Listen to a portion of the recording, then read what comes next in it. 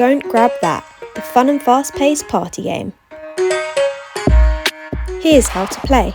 Scatter the cards around the table. The youngest player starts by secretly choosing any card.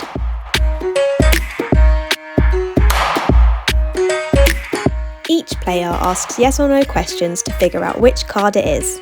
Is it something you eat? Yes. Then race to grab as many cards as possible that aren't the chosen item. The same question cannot be asked twice throughout the game. Is it on a pink background? No. But watch out, when you're grabbing quickly it's easy to get confused by the yes and no answers. Is it a vegetable? Nope. Is it on a light blue background? Yes. Is it an ice cream? No. Is it a fruit? No. The chosen card should be the only one left on the table.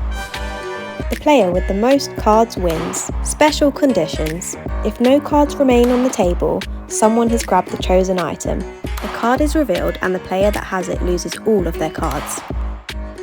If two players finish with the same amount of cards, there must be a sudden death round. Is it purple? Yes! Whoever grabs the correct card wins.